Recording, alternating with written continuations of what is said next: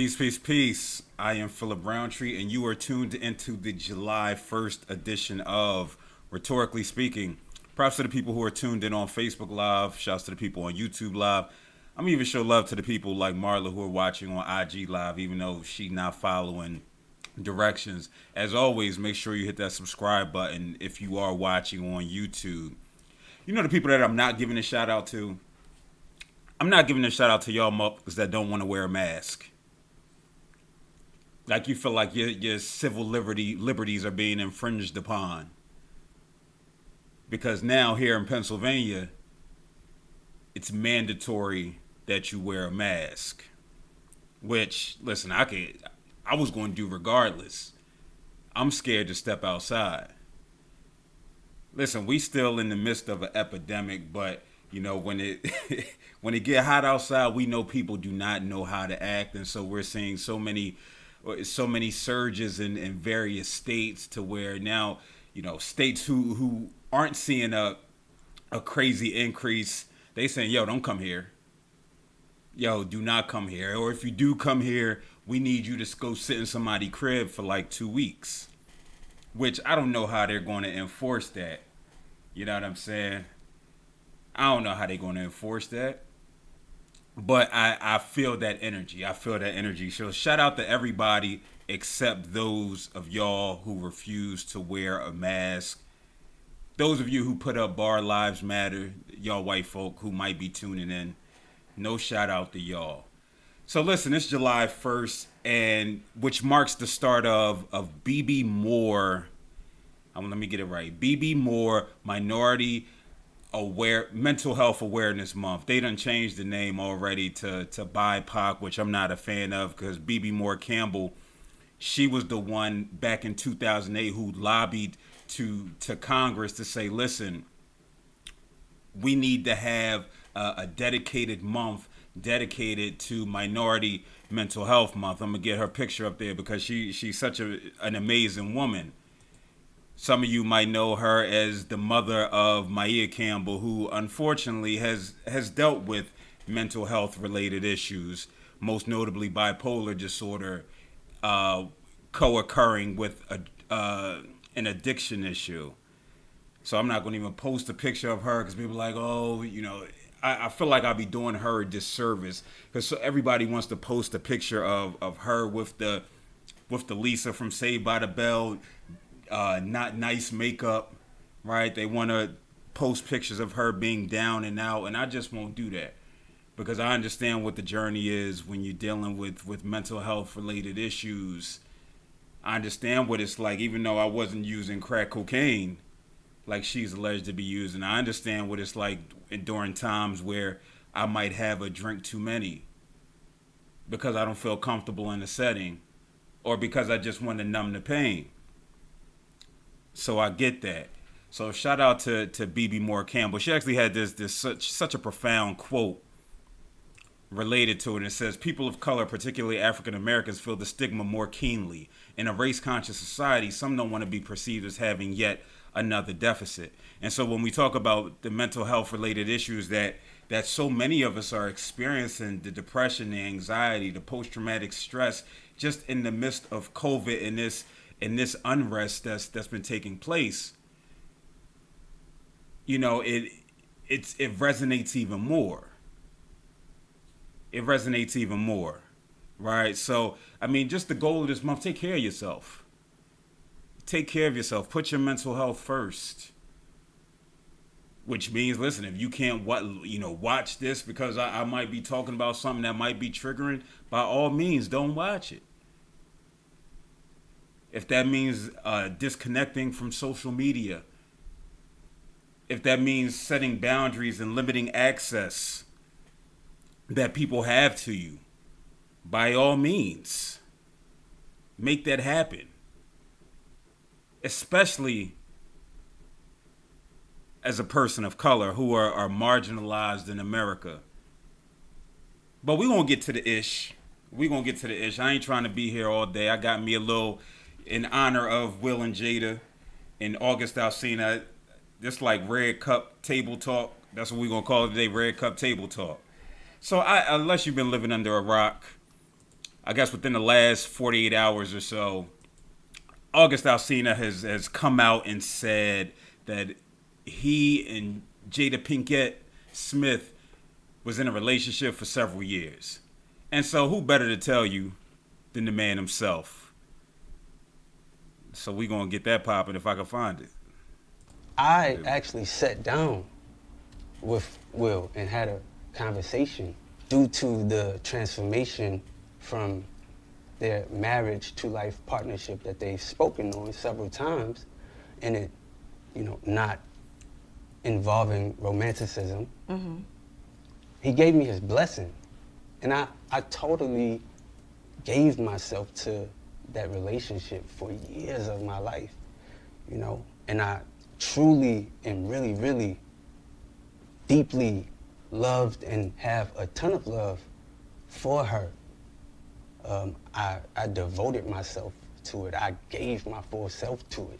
So much so to the point that I can die right now and be okay with knowing that I truly gave myself to somebody. Right, you did the right thing. And I really loved a person. I experienced that. I know what that feels like. And so those who watching on IG, you can't see it. So the therapist in me felt like it's so much to unpack here, right? I mean, yes, is there some messiness here that clearly you see the source where I got it from, the audio or the audio video clip.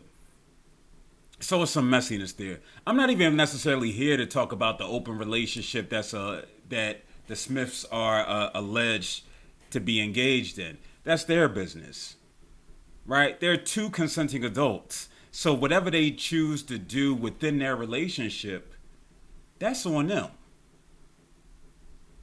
Am I a proponent of open relationships? Sure. I think that it can work for some people. I'm not going to speak to whether it could work for me or not. I don't necessarily know. I may never find myself in a position to find out. But I do realize that thruples, polyamory, that it can work for people. Because at the end of the day, this is your life. You deserve to be happy.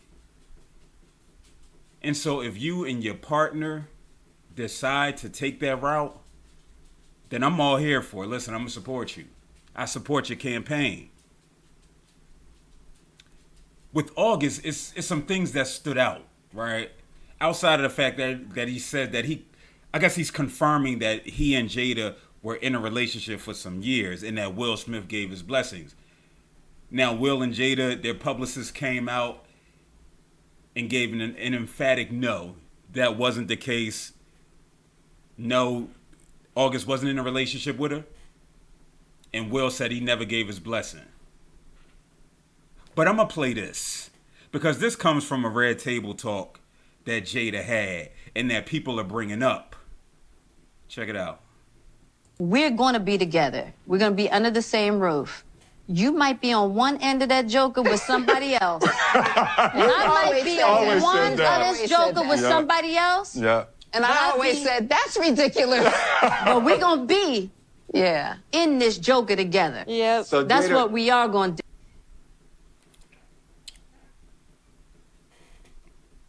do.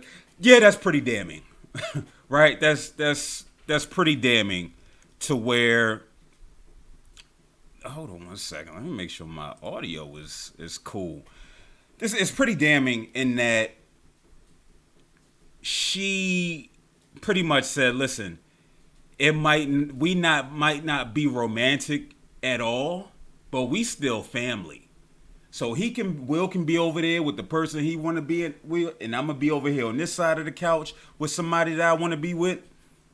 But we still gonna be under the same roof, and we gonna be on that same couch. So it's not far-fetched to think that what August is saying is real. So just a few things about Marla says, was it damning though? For sure it's damning. It's damning when you come out and say today that no, that wasn't the case. It just makes him seem more credible. Damning, no. But does it lend credibility to what he's saying? It does. Because she's saying we don't have to necessarily be in a romantic relationship, but we're still family. and we still gonna be there. We still gonna be under the same roof. We still gonna be on the same couch. This isn't the first time August came out and spoke about his alleged relationship with Jada. We know last year he had a song called Nunya, and he had like a screenshot of Karen, and apparently that's Jada's middle name, and just again the messiness. I'm not necessarily here for the messiness. What's up, Leslie? Peace, LC. But again, he's been kind of consistent in this story. Now we know that he just had an album come out on Friday. And so you making the rounds, he doing this interview with Angela Yee, who's an awful interviewer in my opinion, but I digress. Because I would have definitely started probing more. When did this happen? And I didn't watch the full interview, so she definitely could have asked these questions. Like, what years were this when this occurred?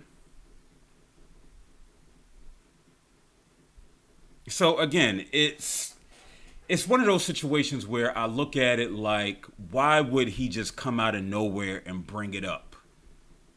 Again, she's been open about the really tight friendship, the really tight bond that they have. I'm going to get to that point and why that's so significant. But we know with August Alsina, so, we know he deals with mental health related issues, in particular depression. His brother was killed in 2010. His sister died on Christmas Day from cancer back in 2018. And now he finds himself as the caregiver of his brother's 3 nieces.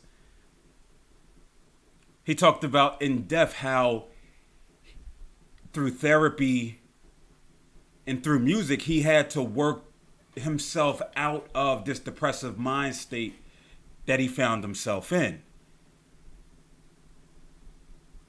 He's been open that he's had an addiction problem to Percocets,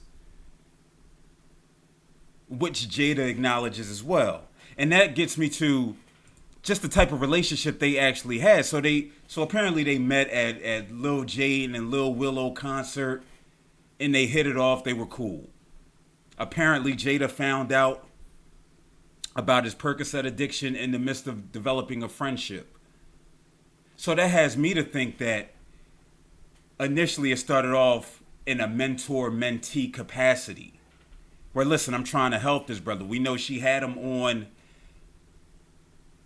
her Red Table Talk series. Not to be confused with the Red Cup Table Talk that's taking place right now.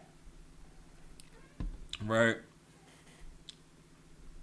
And so the relationship is intense. Because if you're dealing with somebody who's living with addiction issues, mental health related issues, the relationship is going to be intense. And I say intense, it's not surfacey. It's not, hey, let's go to the movies. No, I'm letting you know about my innermost secrets, my innermost pain. We in the profession may call that trauma bonding, right? If Jada's relating her past and her experiences with his. It has me wondering if in fact this is true. Was she somehow grooming him in the midst of this relationship to make it something more, given what she's spoken about related to her relationship with Will? We know at one point she said that they were in an open relationship, then she had to clear it up, offer some clarity. She offered clarity by saying, listen, I'm not saying we're in an open relationship, but he's free to do what he wants as long as he can look himself in the mirror afterwards. So she's saying, listen, it's not an open relationship. We have a grown-up relationship. And I feel her in that regards. But could it be possible in the midst of what was taking place with August, she found herself developing feelings and vice versa? Again, based off this traumatic situation that August found himself in.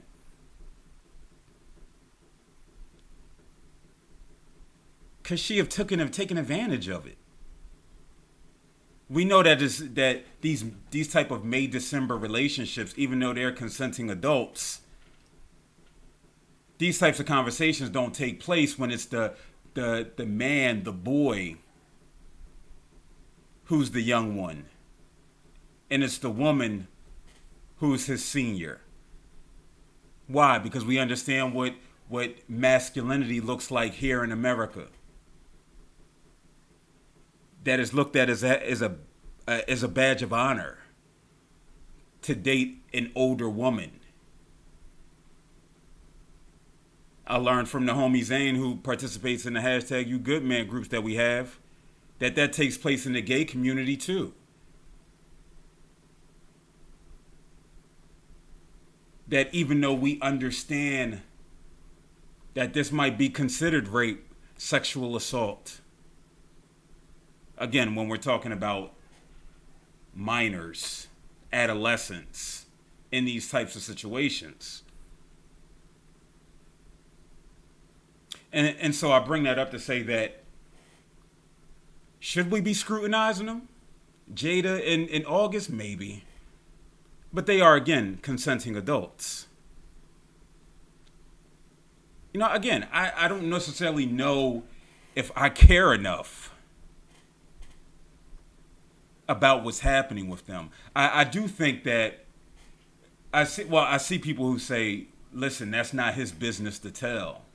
And a part of me is like, listen, you're an adult. You keep your business to yourself, whatever you choose to engage in.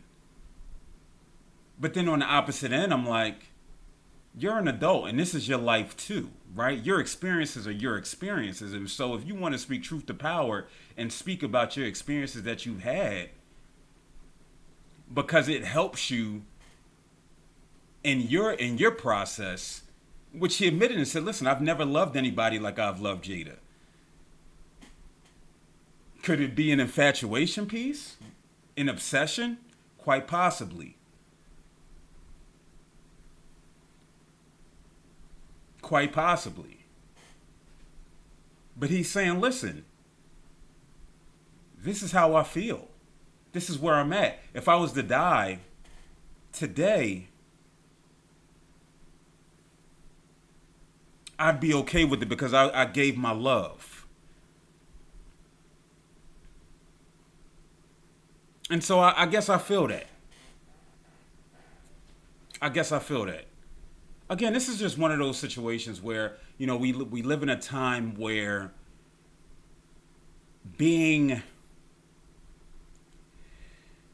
where the world knows our business, where the world knows what's happening in our lives, we aren't having conversations with one another.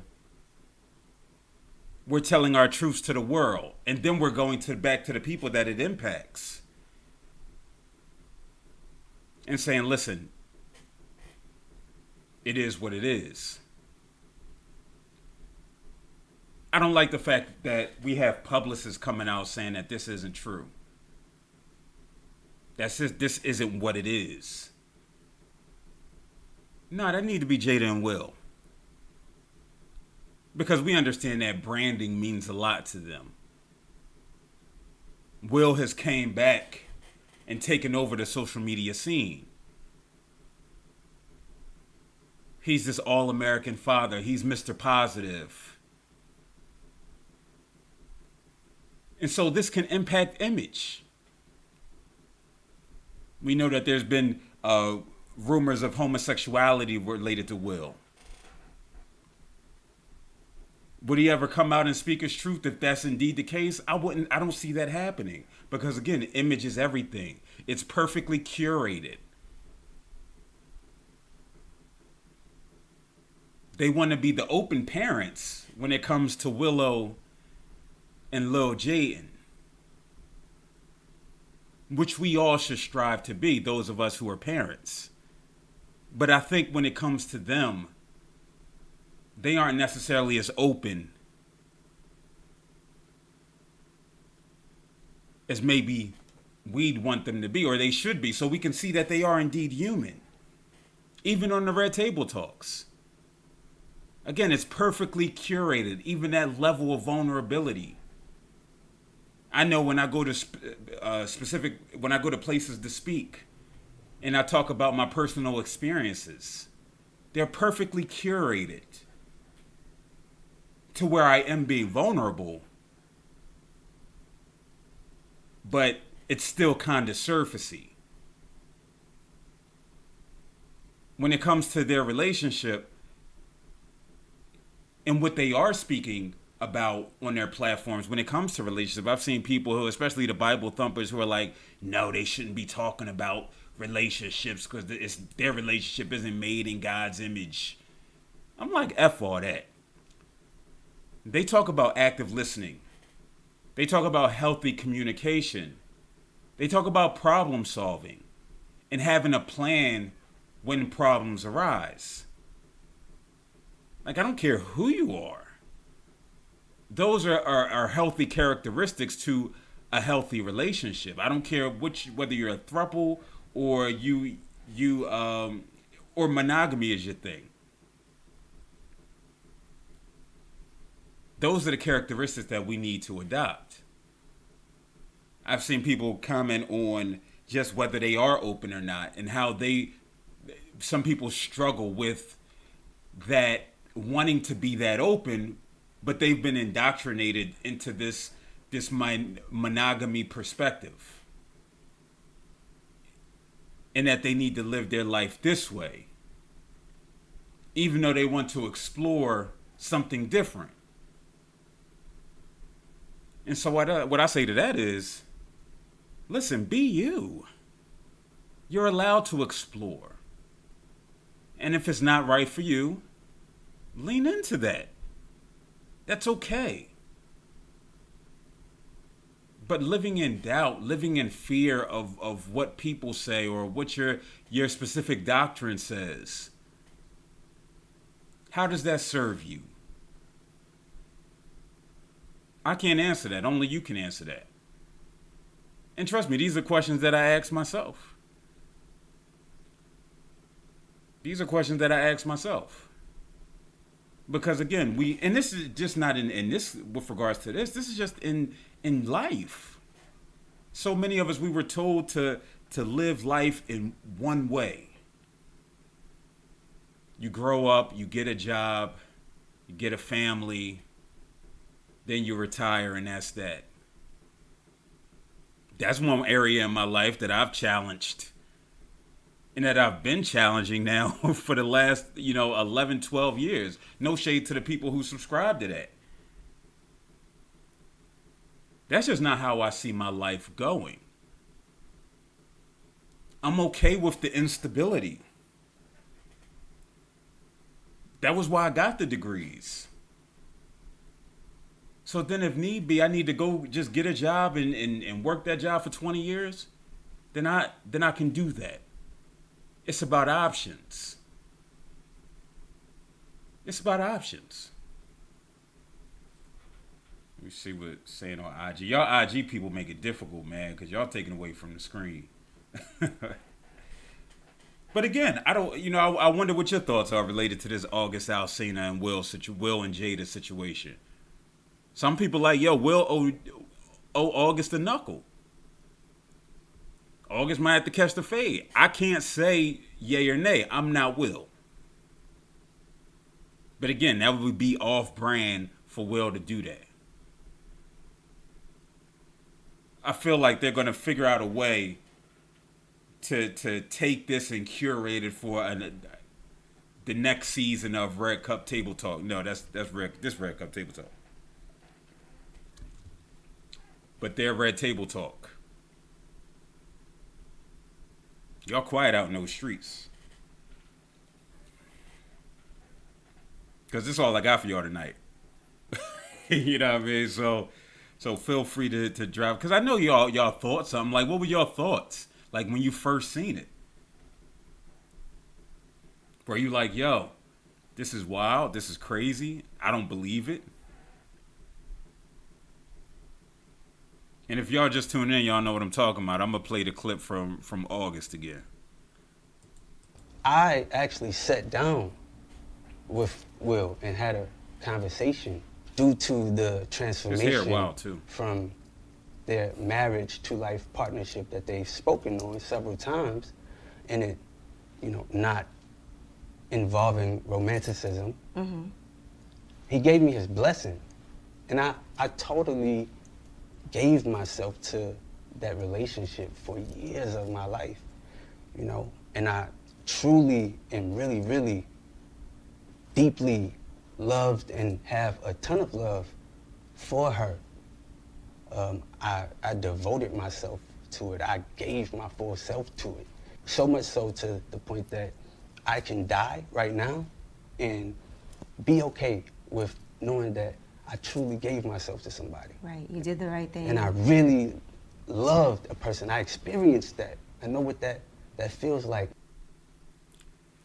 So Zakiya says he's just trying to process his feelings. If it's true, Will and Jada are doing him emotional harm by not allowing him to be authentic and walk in his truth so that he can something. If it's not, then he needs help. Yeah, and I agree with that. If it's not true, and he's clearly obsessing over her, if it isn't true, then yeah, he needs more help, right? He needs therapy, and he needs to truly, deal with these delusions that he's experiencing. If it is true, then they are indeed doing him emotional harm, because he's not, in the midst of him living his truth,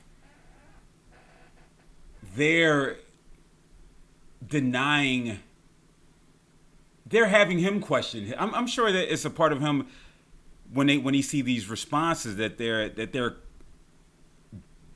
I'm trying to process it myself. And so that's what we do. You know what I mean? This is in the therapy session where if I'm sitting here and somebody say something, you like, all right, let me get this. Because you want to make sure that it comes across as you desire for it to come across. It can cause him to start to relive that depression, that anxiety that he, has since appeared to work through.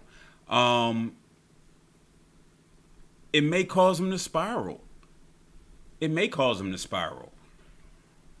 Yeah, I'm gonna have to sit on this and give it some thought, because I think that's an important point.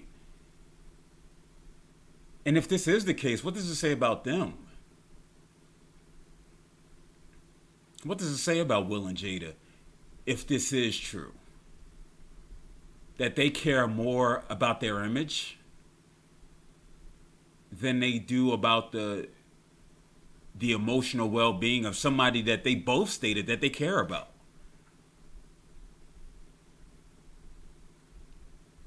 And that's nasty if that's the case. That's extremely nasty if that is the case.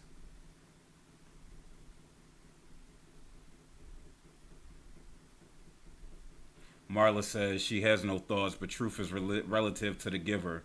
We may never know the full depth of this personal relationship. I'm leaving it to them. Now, the themes you raised were worth examining. Again, their relationship is their relationship, even when it's in the public eye. And I think that's some part of the downside of celebrity, to where we forget that these people are human beings, and we want them to speak truth because it'll make us feel better. When I think back to the Fabulous situation, and I've been giving that more and more thought over the last few days since I didn't watch the Versus battle. And, part of me was heartbroken, or is heartbroken, by how easily we disregard humanity because of celebrity. And so with the allegations with him and Emily B, I really had to do a deep dive into how I was feeling about that situation. And like how like I really can't listen to the boy anymore. And sometimes we say that ignorance is bliss.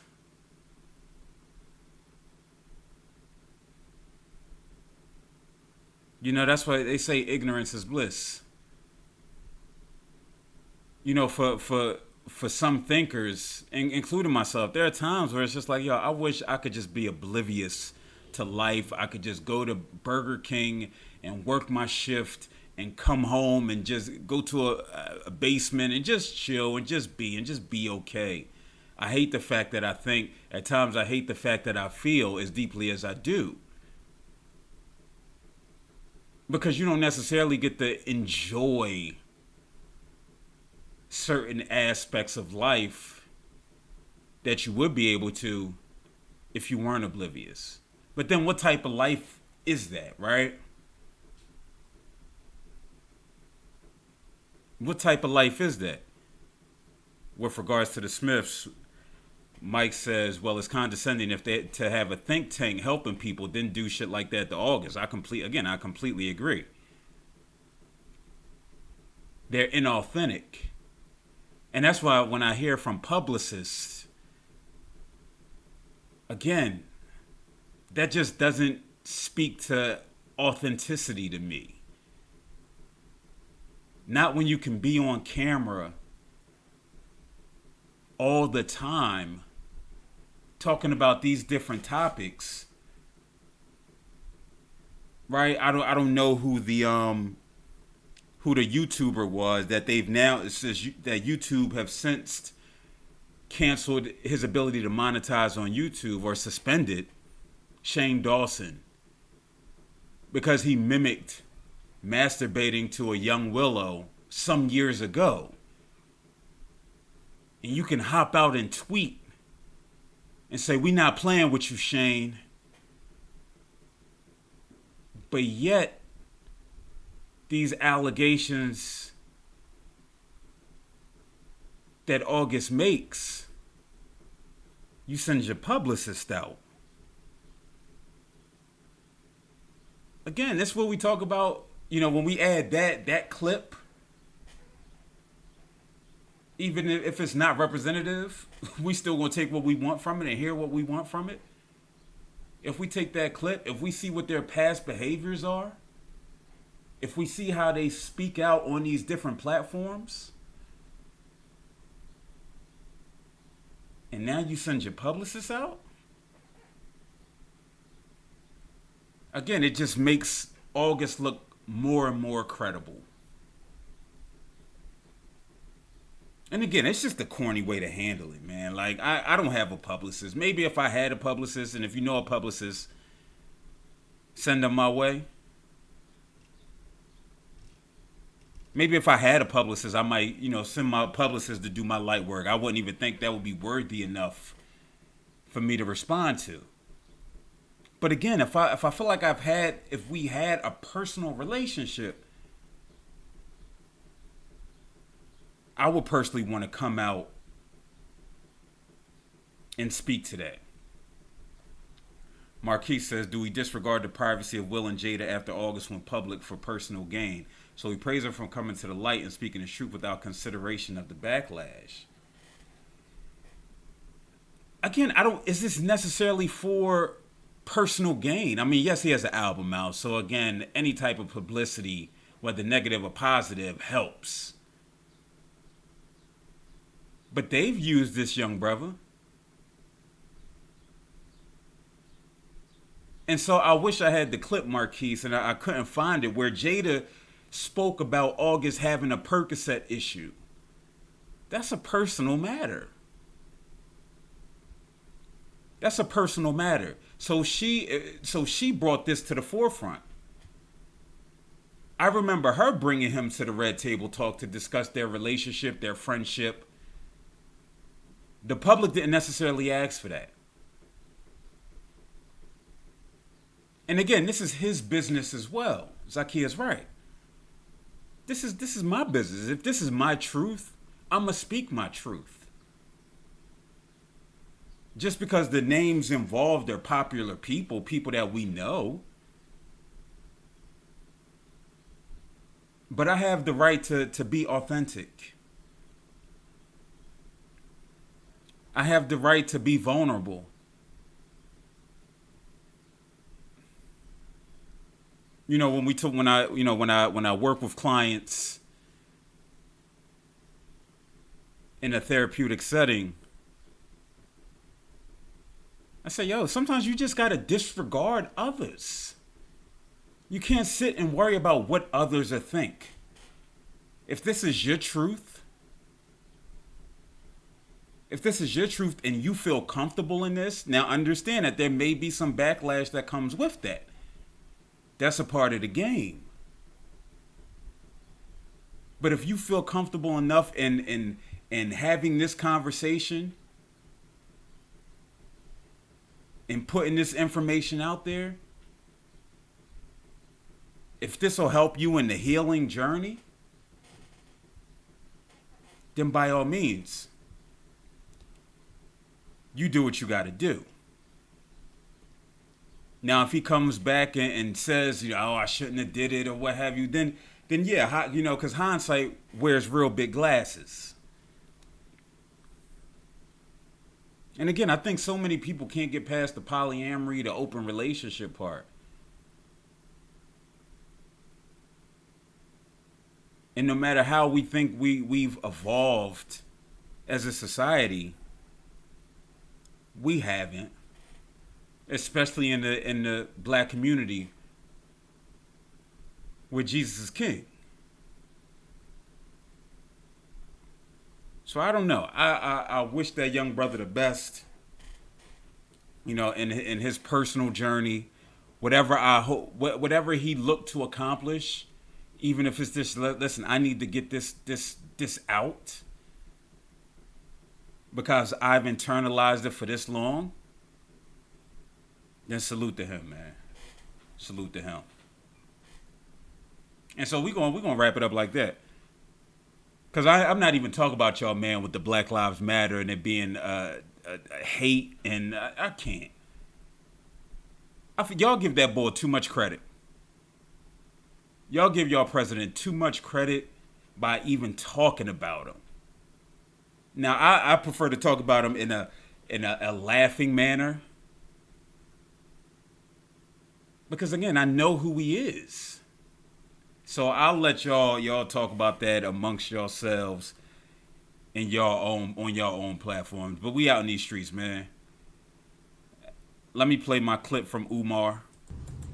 Let me see if y'all can give me any donations. LLC. Let me see. I'm giving y'all all my wisdom, but where the donations at? Last donation to the school was Richard Harris. Somebody better get on their Cash App.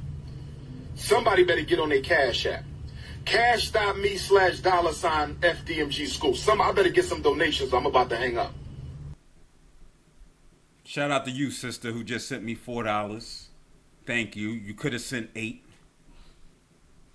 But I appreciate you sending the $4. It's like, no, nobody sent me $4. Hopefully you send me $4 because I would definitely appreciate it. It's needed. But until next time, I'll catch up with y'all tomorrow.